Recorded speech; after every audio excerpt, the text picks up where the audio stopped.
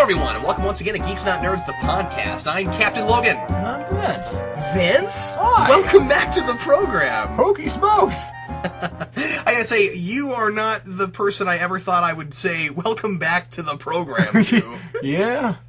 It's been a little while since Vince and I have done a podcast together, and we both have to apologize for that. Vince has been really busy with just life stuff, and so we've had enough time to make shorter videos, but it's been tough to do commentaries and full-blown podcasts, so... Yeah. Vince, and when we have had extra time, Vince has been helping me out with Spawn Year and things like that. Of course, because Dooms Vince is in that show, and so... It turns out you can't do Dooms Vince without Vince. It's really difficult. It's really hard. I mean, like... But he's not me. He's not me. He just commands my time. So anyway, today we are finally going to do another podcast commentary. It's been a really long time since Vince and I have done one of these together. And Vince and I are going to start our two-part special on movies that are not comic book films that affected us as children. So we each chose like childhood affecting movies, and Vince's is Ghostbusters, and Which has been turned into several comic books, but is not a comic book movie in and of itself. Absolutely, and mine is Field of Dreams, and I could never even imagine that as a comic book. It would be a weird comic book. Yeah, what would be the point? I don't think that needs to be told in sequential art so much. It's like, wow, somebody did a great artist rendering of the voice. So anyway, today we're doing Ghostbusters, one of Vince's very favorite movies, and a movie that I'm sure most everybody is familiar with, and probably a lot more people are familiar with this than the one I'm doing next week, but or next time we manage to do one of these. Vince, do you want to say anything about Ghostbusters? Your feelings on Ghostbusters? Any kind of preamble before we get started? Preamble? No, I think I'm just going to let it come out as we see it. Okay, fantastic. Sounds good. Well, if you've never listened to one of these with us before, what we do is we make a commentary and a podcast simultaneously. It saves us time, and it's more convenient for you. What we like to do is we try to talk through the entire movie like a podcast, so we're going to have a conversation while we're watching the film. And if you want to listen to this without the movie, theoretically you can do that. We're going to provide as much context as humanly possible, but it is more fun to watch it, of course, with the movie. And so if you have a copy, either Blu-ray, DVD, however you have it, I don't think this is on Netflix anymore. It used to be. I don't recall. I haven't looked for it. And anyway, however you want to watch it, get it rigged up, get it past all the menus and everything, get it to timestamp 0, and then press play as soon as I say now. Vince, you ready? I'm ready. Are you excited? When was the last time you watched this movie? Oh, a few months ago. Yeah, this is probably one of those you pull out a couple times a year, right? Yeah, I can't help it. It's so important to me. Here we go. Everybody, please press play on your device right now. Da, da, da, da, da, da, da. Wait, that's not the right one. Oh man, we started the wrong DVD. How could we? I've always thought this was just so... This movie has made this Columbia Pictures logo so important to me. I don't know why. I just get this like fuzzy feeling when I see this sort of hazy picture with the shining light. I wish some of those original... I wish some of those original logos would continue to be used like they used to. I mean, it used to be that we had so much reverence for where these companies came from that we just kept the logos and kept using them. But we're not doing that as much now. The old Universal one I always thought was really, really cool. And now I'm playing with my earbuds. There we go, I can hear. I always thought that lady was creepy in and of herself. Yeah, I think that there's a lot of that going on at the beginning of this movie, that it's trying to look like a horror film. Yeah. You know, in movies of the time, I guess it really does look like a horror film. I mean, even when you get to things that were inspired by the Ghostbusters, like the video game, it's really trying to look scary. But I think that's what's so the beauty of these things, is that they're creepy, like these books going back and forth, just so reasonably seamlessly done. And I love that it takes place behind her back. It's just, you're concealing the threat before you get to the threat. But then, of course, you have the guys from Saturday Night Live and the guys from SCTV, or Second City in the case of Harold Ramis. He did have something to do with SCTV, but not a lot. Well, in the way of being on screen, sorry. There was a major novelty for something like this at the time that there wouldn't be as much of now, because now we blend things all the time in an attempt to be more original.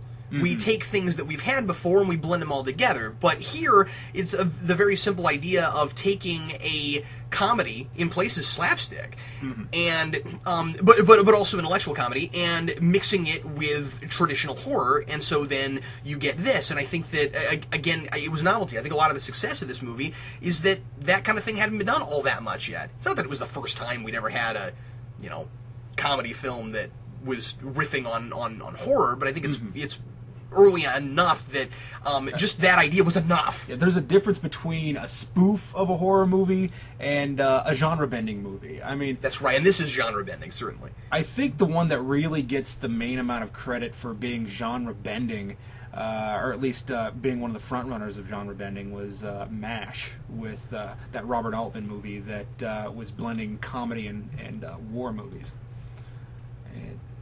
You know what's funny? I've met a guy that looks just like this guy that's getting the electric shocks. Oh, really? Yep. And I walked by him like every day on the way to class when I was going to KU, and I said, hey, man. One day I stopped and said, hey, I just want you to know, you look just like that guy from Ghostbusters. I had to say that to you. And he said, you know what? Nobody has ever said that to me except one other person this morning. I said, that's a coincidence. What do you know? And then he went... I was like, can I shock you? Can you tell me what's on this card? You can't shock me. How much of the success of this film do you think has to do with the theme song and just the overall presentation? The theme song, the logo? That's a terrific question. I would say that quite a lot has to do with it. I mean, maybe part of the deal is that it had a terrific marketing campaign. Maybe. I mean, it was... What was it? What did it win? Didn't the theme song win, like, best song? It did, which is funny because it was also simultaneously being sued. Yeah. I'm glad that it won, and I'm glad that...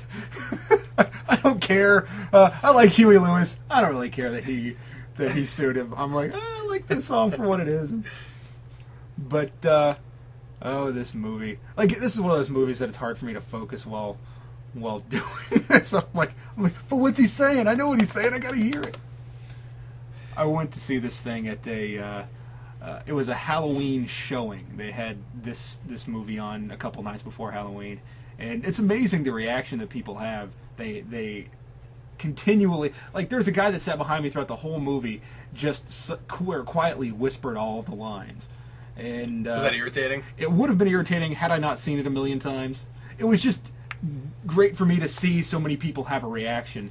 And I feel like one of the important things for really getting things into your mind is the atmosphere. And it is things like the theme song. So when you start linking things to these really catchy tunes that play before, during, after the movie, it just helps cement things in your mind tonally, and it's like a cue for remembering things from the movie. So it really sets it in history for me. Well, not necessarily history, but my personal past. Oh, absolutely. I mean, a lot of these things, I think the theme song really reflects what it is for people and conjures up all those memories. And I think that it's kind of a shame that we're kind of going more into an age where we're getting away from catchy theme songs from things, especially television. But even with movies, I mean, like, yeah, you still obviously have a score and stuff like that. But I don't think that for a lot of things it's the same as it used to be. With every major thing that you and I grew up with, when we're talking about movies and television shows, how many of those things, and even video games to an extent, how many of those things didn't have a big like tune that you associate with it? I mean, Ninja Turtles had that. I mean, how many things just had a tune that you associate with it? And in some ways, the tunes were more significant than the shows themselves.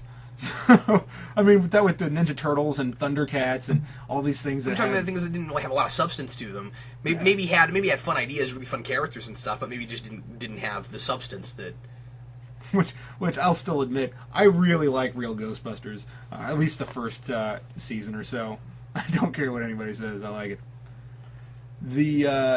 Now, when they start playing that theme song during the Ghostbusters logo that they put up here, I feel like that's significant because it's the break in the horror, and it fits in almost like a TV show where they zoom in on the person and then they have the Ghostbusters logo come up and they have that really catchy tune playing, and it's a really interesting juxtaposition because they spent the first 2-3 minutes of this movie setting up something horrific, and then it becomes, you can't take this seriously. Yeah. Because it's going to get goofy and fun.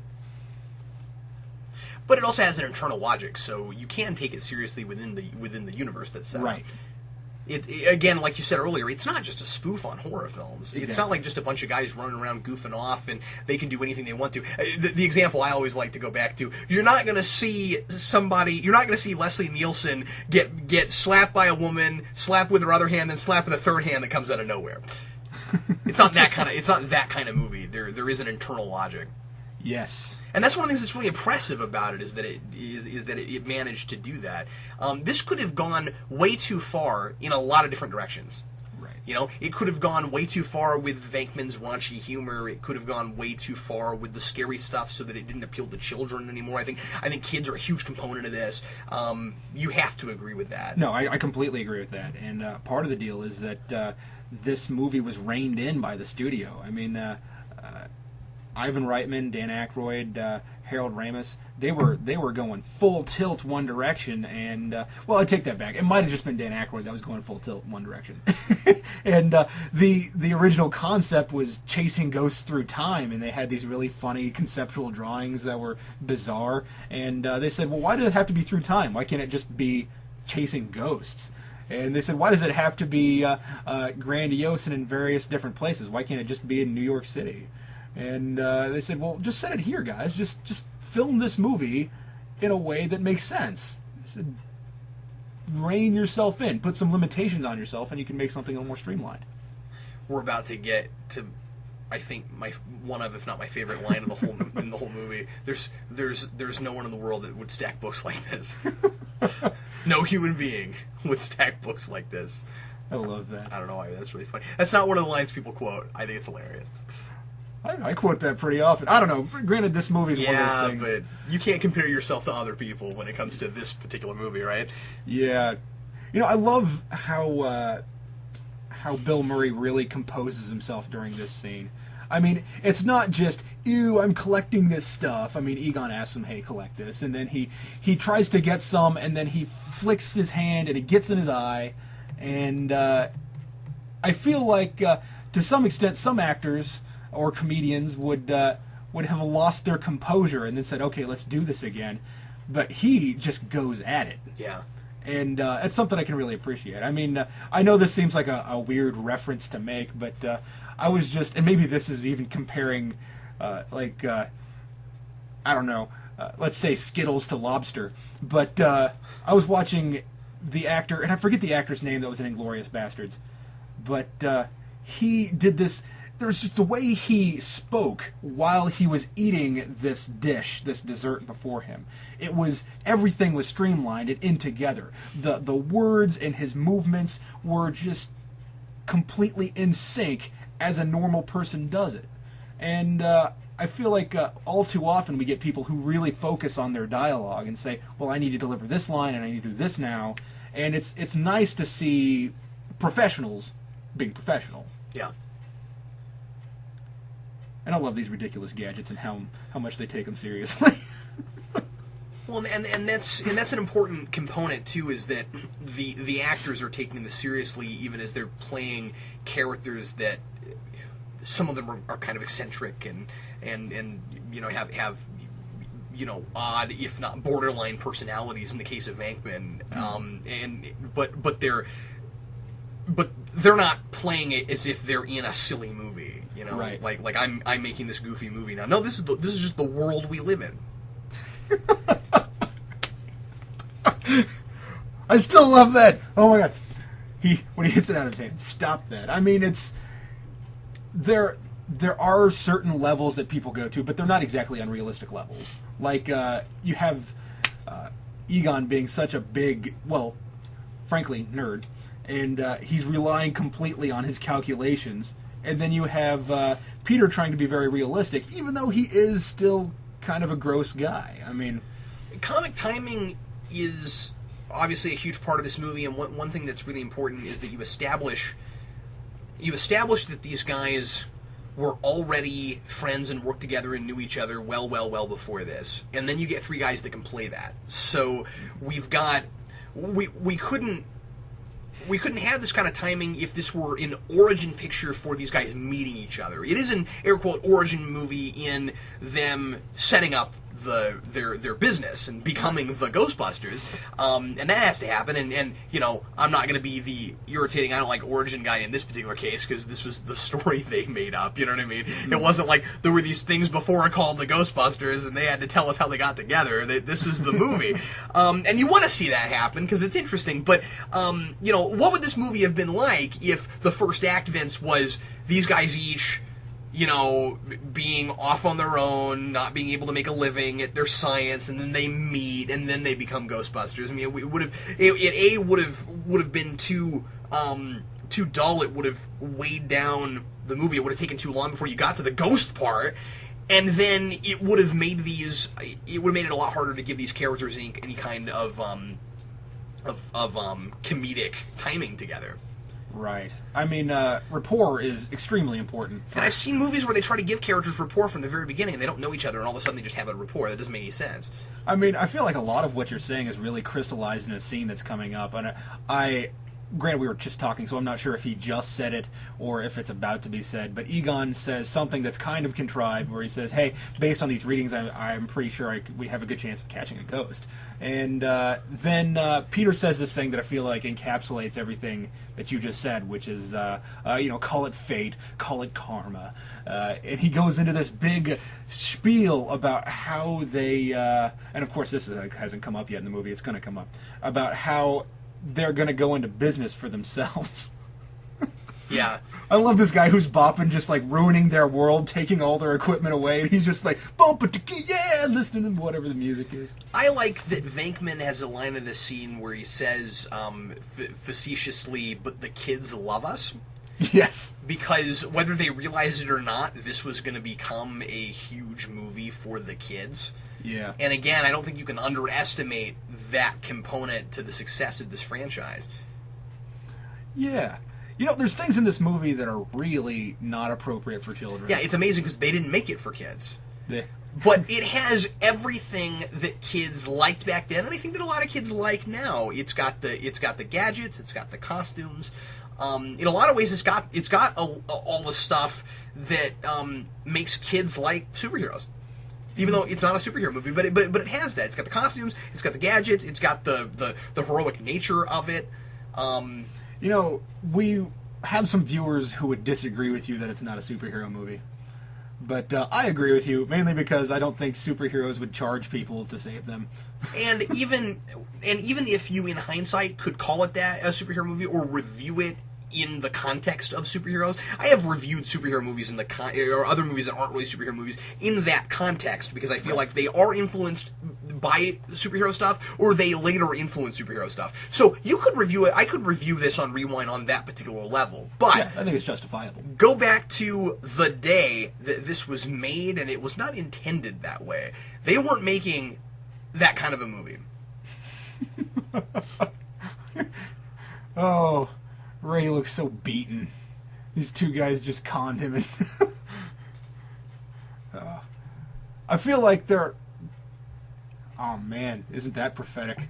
The franchise rights alone will make you rich beyond your wildest dreams. They're, like I said, I'm lashing on to lines like that where it can't be intentional. It's just in there, you know. This is ironically a movie about a business that had no idea what it was going to be. Yeah, and it is a movie that had no idea what it was going to be. Yeah, I mean, these characters just last for quite a long time. You know, you're hard pressed to find people who haven't seen Ghostbusters. You can find people that don't like it, sure, but it's hard pressed to find people who have not seen it. How much do you wish that more, and I'm not saying this was a Saturday Night Live film, it's not, but it Right. has actors from that. How much do you wish that more of the movies that were based on Saturday Night Live sketches had been modeled more after this? Oh, yeah. In the sense of, you take an idea and you expound upon it, you don't just keep hitting the same joke over and over again. And how many of those movies were just that sketch? Well, I feel Again and again. I feel like Coneheads to a degree got it right, but otherwise, I don't think Coneheads is anything like as good as Ghostbusters. But Right, I would agree with that. I feel like it might be a coincidence. It might not be a coincidence. probably helped that Dan Aykroyd was in that movie. Yeah, that's what I'm saying. Is it might be a coincidence, it might not. But Dan Aykroyd's in this movie that has. I didn't know that's where you were going with that. Dan Aykroyd's. I love that she just walks in front of this car like a jerk. It cracks me up. Sigourney Weaver, she plays a lot of characters like that. She's like, I really don't care about anybody but myself right now. And of course, it is New York, so there's people kind of have to take the right of way just to get where they're going. But maybe it's a coincidence, but Dan Aykroyd's in a lot of those good ones. Blues Brothers, Coneheads. What do you call that movie? A Tommy Boys, not exactly a Saturday Night Live movie, but of course it's Big All the Duo. major players are Saturday Night Live people, aren't they? Yeah, you have or Dan Aykroyd's even in Tommy Boy. So Yeah. it's every so often. I feel like what you have to do is set out to make a decent movie where a person has a character arc or has something fun that they can do throughout the movie.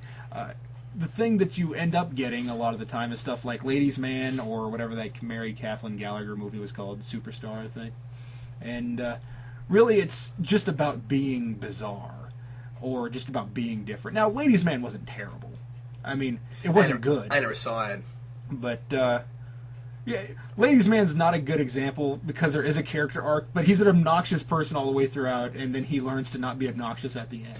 Well, then again, I guess there's more good ones than I'm thinking of because Wayne's World is great, Yeah, Wayne's World's a good one. and surprisingly had a sequel that was as good or better than the original, which is amazing. My I don't brother... know how they even managed that, but yeah. My brother says he dreamt the entirety of Wayne's World 2 before it came out.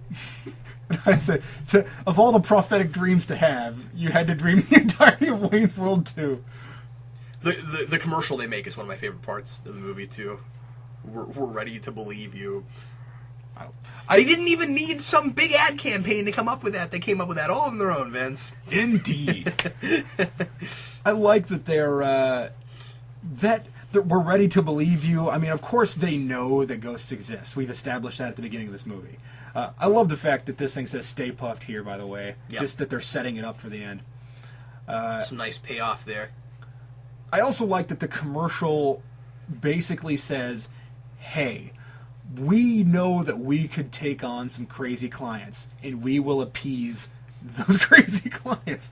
So it doesn't matter. Our integrity is not something that we're really concerned about here. It's your happiness for a nominal fee. And we're also going to charge you way too much money. Oh, she's so concerned. What's that noise? Oh my god. She's just going to go through life opening doors and seeing all kinds of scary things. This movie having been such a big part of my childhood, you think I wouldn't have gotten as heavy as I did with being afraid of the fridge. That's a good point. That's not true. I was never afraid of the fridge. I was going to say, how could you be scared of it if you, there couldn't have been anything in this movie that actually, bothered you that hard, right? No. I'll tell you, growing up, I was a little bugged by the green slime in the sequel in the bathtub. Oh, pink slime. Or it wasn't green, it was pink. Yeah, that bothered me. Yeah, that was really creepy. You know what's weird is that Successfully Ghostbusters creepy. never really bothered me, but Labyrinth did. Labyrinth bothered me a little bit, too. David Bowie's a freaky dude. Just 4,800. That's all. They just said one of the lines that I love to quote. You don't think somebody's going to drive by and not see the sign. Oh, Annie Potts. Because, the sign is going to do a lot for your business. Like you're driving by and thinking, oh, yeah, I do have some ghosts in my basement. Well, how convenient. I've got a ghost haunting my trunk, and we're right here. Well, I suppose, what a suspicious thing to happen. For those of you listening, not watching, Yeah, Egon calling out from underneath the desk. Yeah, I was like that gag. That's funny. I like how asexual he is. It's a great tension joke to have. I always thought it was weird that she, in the sequel, makes advances towards Louis Tully, but it never bothered me. I'm like, it's good to give up on a lost hope. Something I'll put in a quick plug for Fusion here. Something that Mr. Fusion mentions when he reviewed Ghostbusters 2. I don't know if you ever saw that. But oh no, he did I think it was Fusion. He did a video on Ghostbusters 2 and comparing it to the original and showing just how many things they just ripped straight off from the original, but also gave it some credit in some places. And one thing he mentioned that I never thought about is how extremely different she both looks and acts in the sequel. She's an entirely different character. She's nothing like the same. I mean, she does have a kid. She's got an entirely different hairstyle, and she's like... She has a different job? She has a kid. Yeah, in the sequel. I don't even remember that. Oscar. No, not her. We were talking about... Oh, Annie Potts. Yeah. Oh, Janine. Okay. We were talking about Janine, yeah. That she's an entirely different character. Yes. She's got different hair, and her whole demeanor is different. She's a totally different character. I feel like in the sequel, they start pushing her towards more of a stereotypical secretary. Yeah. Or in this one, she seems more like a temp who managed to land a solid gig and hates it. And it makes sense that she likes Egon so much, because in certain ways they play her up like kind of a female version. And she's this intellectual, and she doesn't experience life on the same kind of level. So like she has a sense of humor, but it's really subtle, and all the libido that Egon doesn't have has been given to Janine. That's exactly right. Yeah. But I was like, Janine has a kid. I don't remember that being in the story. What are you talking about? She babysat. I don't know. Cheese it. Product placement. I really thought your point was, well, of course she changed her hair color. She had a kid. I was like, that doesn't even make any sense, man. What are you talking about? Meanwhile, at the Hall of Records... Oh, I love how casual this scene is. She's like, I'm really freaking out, and they're just sitting there having a beer and Cheez-Its. Check her out. What a good joke. Bill Murray made a career out of playing guys that you shouldn't like because he's too much of a womanizer and kind of a jerk face to everybody, but you like anyway. Or really, really eccentric. Yeah. I mean, in the case of Caddyshack or The Spy Who Knew Too Little, I think is what it was. Yeah, yeah.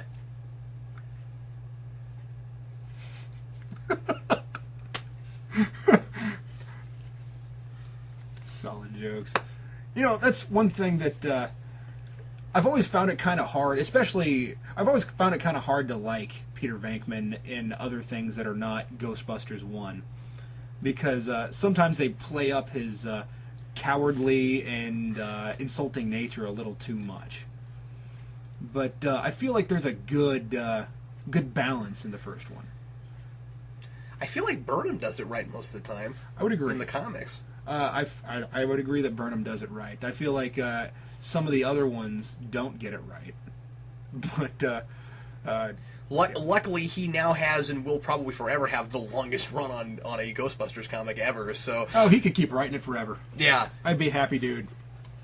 Have you started reading the new one yet? Because I think it started and I forgot to pick it up, and I need to put it on my pull list. Oh, it's not bad. I'm enjoying it. I forget, what was the deal? Did he like reboot the whole thing, or like they just started numbering it again? Oh, okay. I thought I had heard something that like they were going to start basing it more on Real Ghostbusters or something, but no, they have backup features for Real Ghostbusters now. Apparently, I see. That's what that is. Okay, I was wondering. That has nothing to do at all with what we're talking about, except it's still in the realm of Ghostbusters. Ghostbusters related. She should have taken some of those eggs on the counter with her because she'd be less hungry. It's almost like he's pointing right at the Stay Puft Marshmallow Man, or Stay Puft marshmallows. See? Even touches it. Venkman's hilarious. Are these the eggs? No, those aren't the. The eggs are actually over there. These were eggs that I broke on my own on accident, and those eggs over there are the ones that the cooked on the counter. I cooked these eggs, placed them on the counter. This is a solid joke too. Yeah, it really is. I feel like this movie he's has freaking out, and then he opens it up and he's like, "Look at all that junk food. Look at all those classic Coke cans." Which I suppose salami is technically not junk food. Oh, that's a good point. It's She's got beer. It's not really good for you, but it's not junk food. I was gonna say, actually, I have had a fridge with way more junk food than she's got in there. Like, you know, I used to have a fridge that was entirely filled with Starburst. I'm not sure why we thought we needed to store it in the fridge. really? No, that's not true. Because if so, I'd like to know more. Do tell. Yeah. I don't think you're crazy. You can tell a lot about a woman by what's in her fridge. Perrier. Oh my God. I only say that because it's nice to have details like that. I mean, like, somebody had to stock that. Somebody decided, what would this person have in their kitchen? I feel like the decision of what goes in the fridge was purely hinging for that joke. Would you explain something to me? Sure. Why is she strange enough? Is she just a weird art freak that she has a hand on a counter? Did you see that? Like just behind his head. Let's see if we can see it again. I don't know. I don't know if they'll go back to it again. It was really brief that it was there, but there's like this sculpt of just a hand that's up. I'm showing my hand to Vince. That's just up with his fingers pointing at the air. Wasn't it one of those wooden hands that you could put into different positions? Maybe. I thought it looked kind of porcelain, but I only saw it for like a brief second. I think it was one of those figure drawing hands. It was colored though. Well, maybe so, because I mean, I think it was wood. Was it wood? Okay. think so. I don't know. I'd never noticed it before, so that's why I'm going on and on about it. Maybe that's something that they... This is a huge stretch, but she has a completely different job in the second one. But she has that figure drawing hand, which maybe that links into the second one where she becomes the art restorer. Yeah. Whatever you call those people. You do kind of get the sense that she's kind of either an intellectual or pseudo-intellectual. You know what I mean? She acts like that. So I never noticed that Peter and Ray toast with beer and Egon toasts with Coke.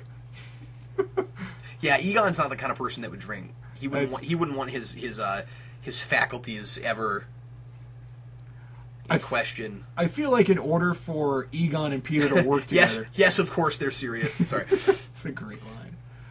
I feel like in order for Egon and Peter to work together, they need Ray. Like, if Ray were to die... they couldn't function. Yeah. That's absolutely right. Well, he makes all the tech work. He invents a lot of it. Mm-hmm. And he has an encyclopedic knowledge of all this occult stuff. And that's what's so cool about Ray, is that he's like the equalizer for the group. We need somebody who's the super genius, because otherwise catching ghosts would be completely infeasible. And Peter's just... You need somebody to get the money. I mean, that's what he's really concerned about. And these guys are more just wide-eyed and bushy-tailed. Let's go get ghosts. I'd like to go on record to say that I would also probably buy a building based entirely on a fireman's pole. So you and Sarah would go shopping for a house. Yes, and if it had a fireman's pole, no matter what else was in it, I would buy that house. You would look, Sarah, you gotta try this pole. You gotta try this pole. I'm gonna get my stuff. I also think the design of the car has a whole lot to do with the success of this movie, and one thing I always wondered, is if they had, before they actually started working for the city, if they had any kind of permits for anything at all, and how they didn't get pulled over just for having sirens on the top of their car. I'm sure they had to. I don't know that, but I'm sure they had to. That's not legal. You can't just put sirens on your car. Oh, you mean within the movie? Within the movie. That's a terrific point. It's not legal. You can't just put sirens on top of a car. I always wondered about that. Yeah. The first time they've ever tried to catch a ghost. They would get pulled over just for having them. And considering the fact that they're walking around with, like, basically nuclear devices on their backs. Yeah, unlicensed nuclear accelerators on their backs. They probably have not talked to the police at all about anything. Yeah. So they just get lucky that they never get pulled over. I like how casual they are about all this stuff. I'll take the next one. I'm not going to get an elevator with you crazy people. Well, and Ray is probably thinking that guy should not get on the elevator with us because we have 3 nuclear accelerators on our backs, and he's smoking a stogie. Yeah. It's maybe not a good idea that we ride with anybody smoking. Well, and there's a giant no smoking sign too, so that's funny too. Switch me There's like getting to the edge is going to do anything if that thing explodes. I like how just zealous or just how willing Ray is. Switch me on. The other two guys are like, well, we'll turn yours on before we turn ours on. He's completely prepared. Not only do they require Ray, but the film requires Ray. Yes. I feel like in the video game, the new guy, or the rookie rather, takes the position of Ray. Oh, that's funny. Except that he's also in the movie. What? Oh, yeah. I mean, he takes the position of Ray as a resident tester of equipment. Oh, and I misspoke. Earlier we were talking about how the movie needs Egon, or how they need Egon, and I was just going to mention that. I think the movie also requires Egon. I don't think it would work without him. Well, I mean, I'm sorry, we were talking about Ray, and I misspoke when I said Ray. I meant Egon. Well, Egon is completely essential. I mean, the thing that they have earlier... you see, here's another thing. They smoke. They do smoke. I forgot about that. And that was one of the things I always thought was charming about Ray, is that he has this cigarette that just falls out of his mouth when he sees Slimer. Let me ask you a question, and I know I'm going to ask you this way before we get to him, but could this movie have survived and been as big as it was without Winston? That's a good question. I think probably, because I mean, if you look at the covers of most of the DVDs, or even just the VHSs and things, all the posters, most of them are completely Winston absent. And I always, when I was a kid and I looked at the posters, I'd be like, "Where's Winston?" I like Winston. As a kid, you're thinking this is a movie about four guys, but if you actually look at it on a story level, it's not. It's a movie about three guys, and that's just a guy that gets hired later because they think they need some muscle.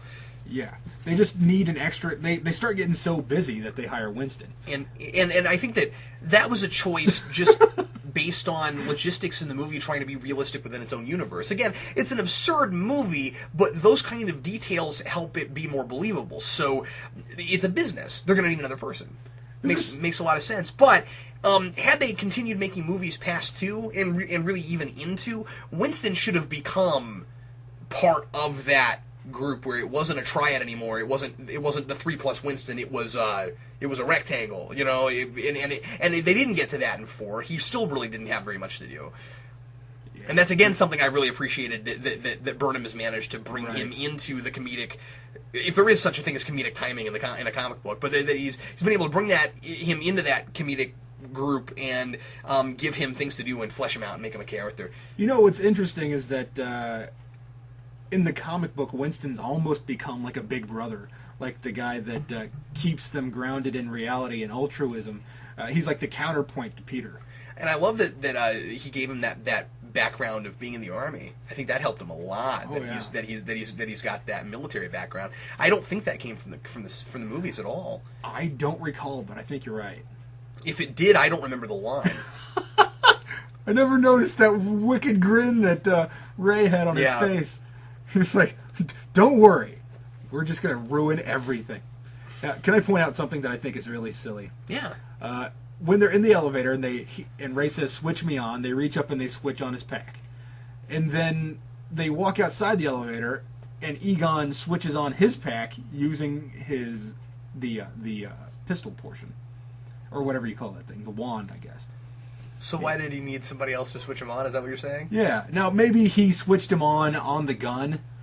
But that's kind of weird. Yeah, that's a good point. Or maybe they have to turn on 2 portions of their packs. Maybe what he did was the safety and it had the same noise. The table broke the fall. It's great. Now here's something that I feel like is significant to mention, that Slimer was, I don't know if it was intentional or if it was after the movie was made that they started just retroactively applying this idea, but Slimer is supposed to be or is kind of the ghost of John Belushi. Because originally, John Belushi was supposed to be in the part that Bill Murray's in, but he died. So, I think it's nice that people have sort of honor, or I love that it runs right through him. That's disgusting. I think it's nice that they've given him kind of an honorary role in the movie. So, yeah. I have a special little place in my heart for the Slimer version, or the movie version of Slimer, which, of course, he's not Slimer. They don't really give him a name. What? Nice shooting, Dex. What would this movie have been like with Belushi? I feel like it would have been a little more off the wall. I feel like they set Bill Murray up to be a ladies' man, so they make him charming. But I feel like if they were to have John Belushi, I feel like it would have been less charming. I feel like he would have been an entirely different character, certainly. Yeah. It's the flowers are still standing. Like you were saying. Like you were saying earlier, they have a very established reality in this movie, and they tend not to break from it. But I think if you were to have John Belushi in this movie, you would have a harder time making a movie, or making this movie believable within its own reality. Do you think so? Yeah. I'm not saying that's for sure. I mean, of course, after you watch things like Continental Divide, you see John Belushi have a little more range. So it's nice to see John Belushi not do things that are over the top. It would have been nice to have seen Chris Farley do something that wasn't super crazy. I feel like, well, Chris Farley, it might be giving him a little too much credit. But you have people like Will Ferrell who do things that are super over the top, but then they get a chance to really show their chops. And then you wish that he would do serious a lot more often. Yeah, and you find out he's a real actor. I feel like that might be the same for Adam Sandler. I mean, Dan Aykroyd has even said in the past that Adam Sandler is somebody that he will come out of film retirement for to do a movie. Hence why Dan Aykroyd was in Chuck and Larry. Or I now pronounce you Chuck and Larry. What a great line.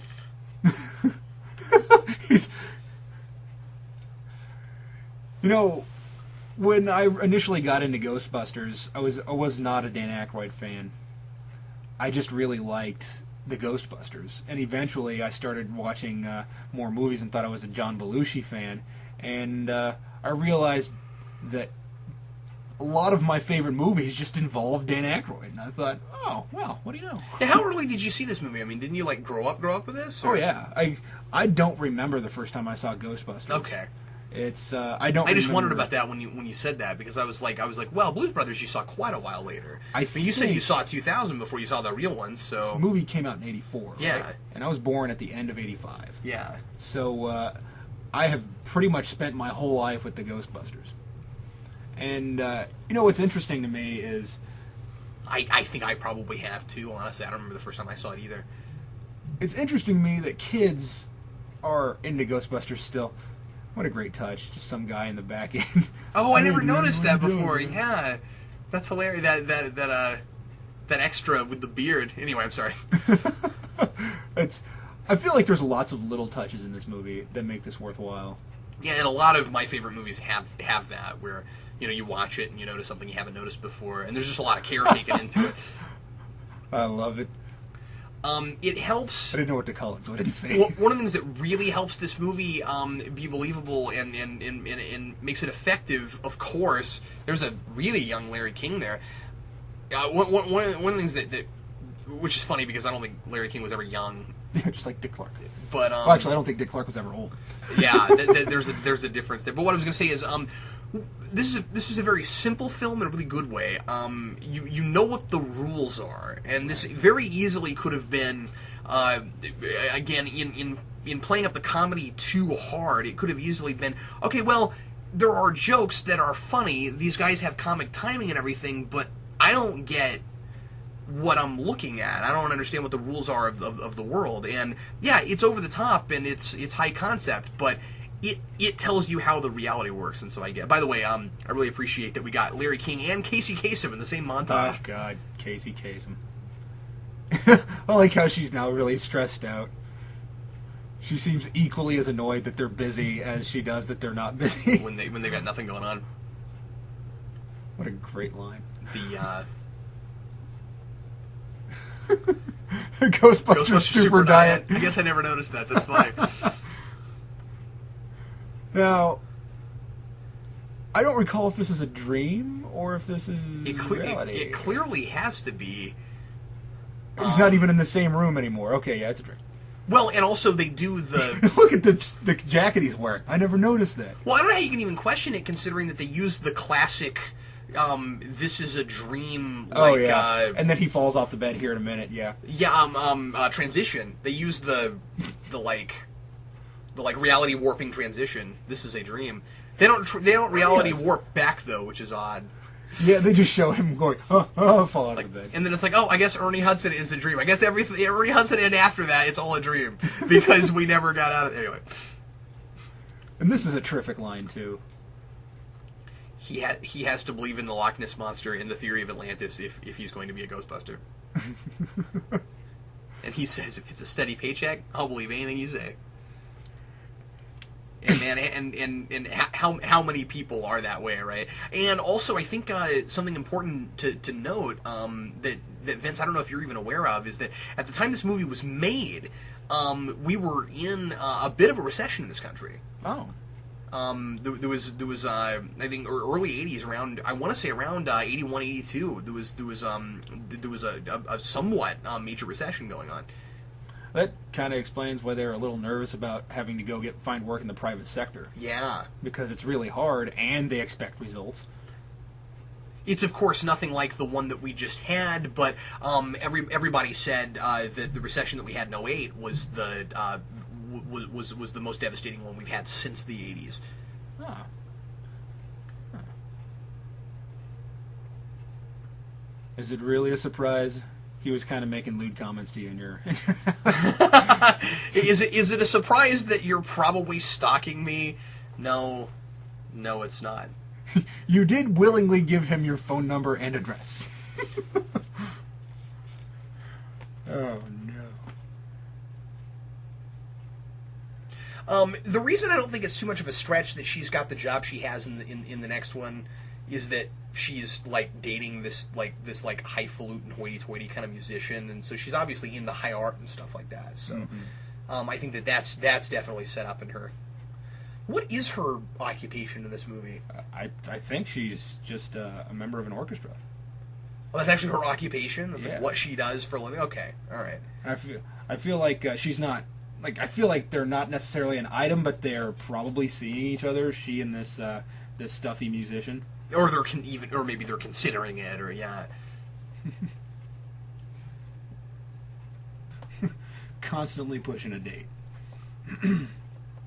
He said, "You know what? I saw you in Alien, and I thought that maybe we could strike up a conversation about supernatural things." Because that's supernatural. There's nothing in Alien that's supernatural. Well, you know, super science, supernatural. It's not supernatural. No, you're right. The idea, just aliens from another planet are not in and of themselves necessarily supernatural, and you have like everything else that's kind of stuff that we don't see in the real world is all technology. Yeah, supernatural, hocus pocus. That's not. What's wrong with you, man? I'm kidding. I really like this scene, not necessarily for a lot of. Well, it's character development for this relationship between Dana Barrett and Peter Venkman. I feel like if without this scene, we would not get the camaraderie that eventually develops, which of course never fully becomes an item. It just evolves into something that is fleshed out a little bit more in the second movie. According to good old Wikipedia, we apparently had high unemployment from the late 70s going all the way up to 85. Like officially the recession was over by then, but we still had pretty high unemployment. Right. Yeah. There's a line coming up. Here it is. Light is green, trap is clean. I've quoted that to several people. Now, I used to work at a store, and every time I would show them how to show a new person how to use this little device, it would finish spitting out the receipt, and I'd say, light is green, trap is clean. And they'd say, what's that mean? And I said, it's just a Ghostbusters reference. And they said, oh. I said, you're a kid. Like, how could you have not seen Ghostbusters? Go watch it.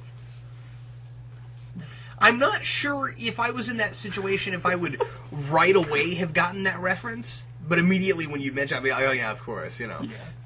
Which is fair. I mean, I love that. He just wipes crap all over Walter Peck. Oh. You know, it took me years to realize that he's the same guy that's in Real Genius. I've never seen that. Yeah, it's worthwhile. Which means I'm completely full of it. Parapsychology and psychology. You have PhDs in something that some people would say does not exist, and in something else that a lot of people have PhDs in. Yeah. Well, I mean, I suppose it's fair to say he's a psychologist, or that he has a degree in psychology. That's true, but I think it is telling that he puts parapsychology first. Yes.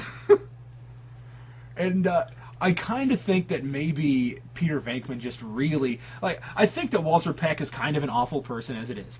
But I think Peter Venkman really put the wrong foot forward when he walks up and shakes his hand with the slime all over his hand and then wipes the slimy hand on his suit. Mm-hmm. And now, in retrospect, we're like, oh, he's a terrible person, so what's it even matter? But really, it's kind of Peter Venkman's fault that Peck is gunning for them. That's a good point. I never thought of that before, but you're absolutely right. It's one of those characters that I think they kind of expect us to just go with the script on this, where you're right, where it's like, well, we're making him into a jerk face, and so you're not supposed to like him, and Venkman's somebody you are supposed to like, so you're not supposed to notice the fact that it's kind of his fault. You know, I feel like Venkman is really, or I feel like at least in this aspect of the movie, Venkman really is supposed to appeal to that rebellious youth. Absolutely, sure. Because you have this G-man walk in and say, "Hey, we need to go his regulate own way." you. Absolutely. He's private sector. He's do whatever you want. Is it sad that the Twinkie scene, if nobody ever buys out Twinkie, is not going to make sense to kids from here on out? Oh, you ever thought about that? No, because you can't buy them now. The Twinkie no longer exists at this current point in time because people will remember the Twinkie as the thing that was in Ghostbusters. Oh yeah, that's right. It's sad because I like Twinkies, but they went out of business. I like those little oatmeal cream pies. Those Wonder Bread, right? Yeah. You know what? It's funny. I had a friend that Hostess, and Wonder Bread. They were the same company. Yeah. I had a friend that worked for Hostess, and he would show... Did he work for Hostess when Hostess went out of business? Or before Hostess went out of business. Oh, okay. Or, no, wait. I know what you're saying. Yes, he did. I'm asking, was he still there? Yeah. At one point, I walked up to her... Or at one point, he walked into the place of business that I'm working now, and he said, "Hey, Vince." And I said, "Hey, man, how you doing?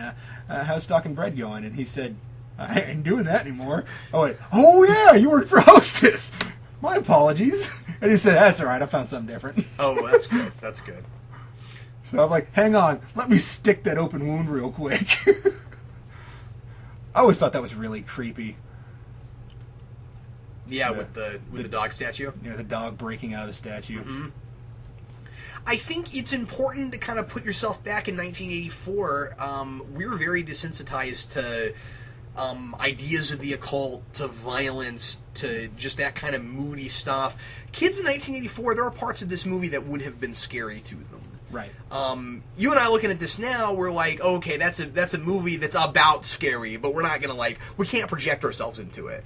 I don't think that it's possible at 28 years old or whatever, especially if you grew up with this movie, to project yourself into that anymore. But not to say that it doesn't still work within the context of the movie, but I mean, you're not gonna be creeped out by anything in this movie.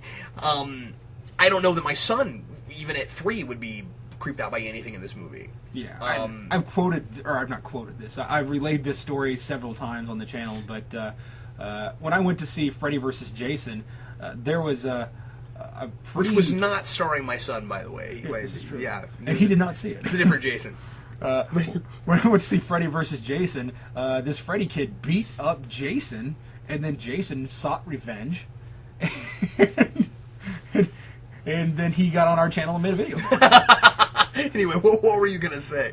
But when I went to see Freddy vs. Jason, there was an elderly woman there with 3 grandkids who couldn't have been older than probably 5, 6, and 7. That's crazy. And it was... What did she think she was going to? I have no idea. And did she walk out? I think they eventually got up, but the kids were fine. They're like, "What are we leaving for?" and the woman was like, "This is crazy. You guys, we can't sit here and watch this. People are dying." Plus, there's a little bit of nudity in that film. Yeah, I think you're right. Yeah. There has to be. It's a slasher movie. I am right. There's a little bit of nudity in that film. This scene always scared the crap out of me. You know, just the hands coming out. And it's pretty well shot for the day. I always was kind of impressed with how far they went with this. Yeah. With the whole, being dragged out of the... and then the hands pushing into the door. Or that's cool it's looking. A face, maybe. It's a face. It's so creepy. The terror dog. There's just a little bit of wrong in this scene. That hand is fondling her. Yeah. Well... Yeah. You're not wrong. Yeah, wow. I never really thought about that, but I mean, like, for a minute I thought it was just like an unfortunate placement, like they didn't think of it, but it kind of looks like they did it intentionally. I think they did. I mean, the two because most... you can. I mean, I don't want to go on about this for too long, but I mean, like it starts to rip her shirt a little bit. It looks like it's really kind of grabbing her, like. Yeah. Wow. I was just surprised they got away with going that far. The two most significant themes in poetry. Sex and death. Yeah, that's a great point. Well, sex, death, and God, but one of these things is a little more terrestrial than the other. I love how his clients are just kind of like, why are you talking to me? And I'm surprised that they even thought, let's go to this thing, because none of them like him. Yeah, I can't believe he got that many people to actually show up. It's fascinating to me that he got her to dance with him. For all of 3.5 seconds. Until he had to answer the door. These people. I've always liked Rick Moranis a lot, and I think he is a comedic actor with some range. Yeah, I would agree with that. He's, the stuff that he did on SCTV, and earlier when I said that Harold Ramis wasn't highly involved with SCTV. The coat that gets right thrown on the dog monster. Yeah, that's really funny to me. Sorry, go ahead. All right. Brought the dog. I love that. But, Harold Ramis was not a significant actor on that show. That's what I meant. I'm not sure how much he had to do behind the scenes. Rick Moranis took on several roles in Second City, or SCTV rather. And what I found interesting about a lot of his characters was that sometimes he would even play like the heartthrob or something. He's an interesting guy who does a lot of really different things. And I think that...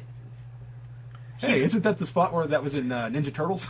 That looks kind of like it, doesn't it? Well, it's still New York, yeah, I mean, it might be. But yeah, I mean, obviously it's way exaggerated, but I think that Rick Moranis is kind of a sort of nerdy guy in real life, right? Like, I don't know. I've never seen him outside of the nerdy characters, really. I mean, there's like Honey, I Shrunk the Kids, there's Ghostbusters. Maybe it's just a body type thing. Yeah. I feel like he's probably has some nerdy tendencies, but then who doesn't? He's really good in this scene. Just jumping around.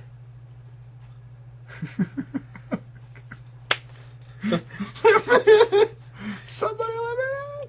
And he's definitely a comic relief kind of character, but the movie's got a lot of that, and then it also has kind of straight characters. I mean, like, Sigourney Weaver's not funny. Right. Anywhere. I mean, she's not supposed to be. There's nothing amusing about that character. Well, I mean, you have to have somebody to anchor you. You have to have somebody that's not just constantly shooting goofy stuff at you. I don't know if we will ever do a commentary on it.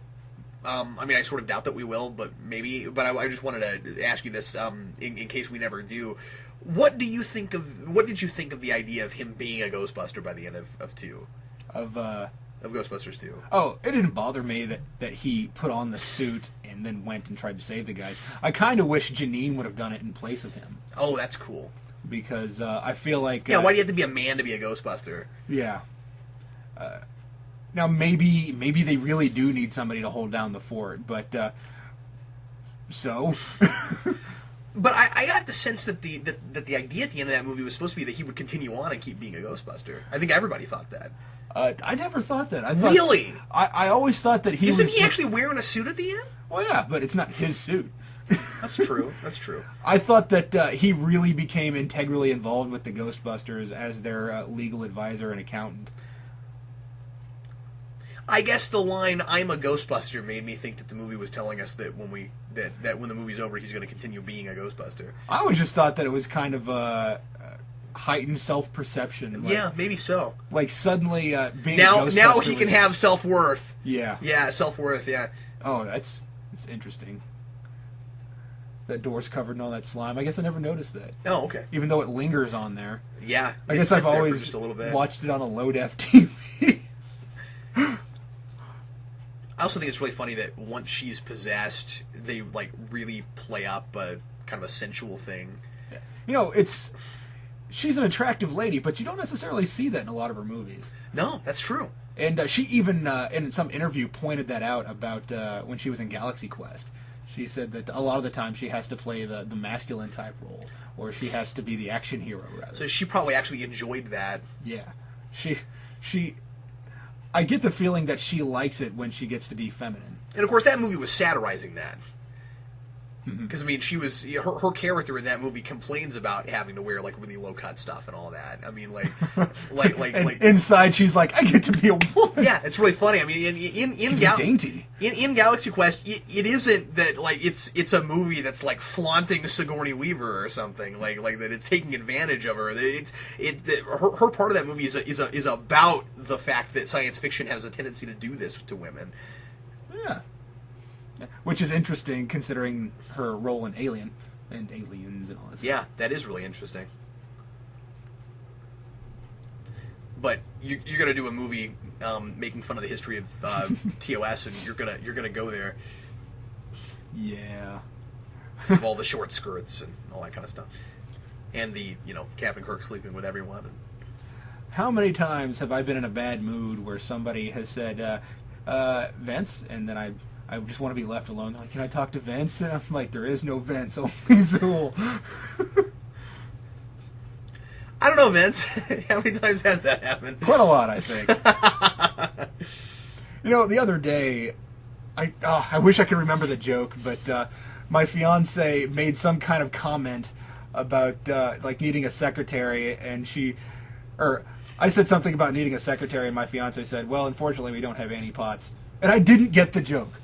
Wow. She's been with me long enough that she started making Ghostbusters references. And you didn't even pick up on that one. I was like, Annie Potts? And she said, yeah, the woman from Ghostbusters. I went, oh! Wow, why didn't I get that immediately? She's like, you're the one person I can think of that should have gotten that joke. I made it for you. I made it for you. I sculpted this joke for you. I practiced this just in case you ever said we needed a secretary. I love when she just roars in his face and he hits the ground. Well, bad. But. Now, you obviously probably quote this movie a whole lot more than I do, but I will say that there is one exchange that my wife and I tend to do a lot, and that is, I am the Keymaster, I am the Gatekeeper. that's really funny. That one comes up quite a bit in our house. I don't know why.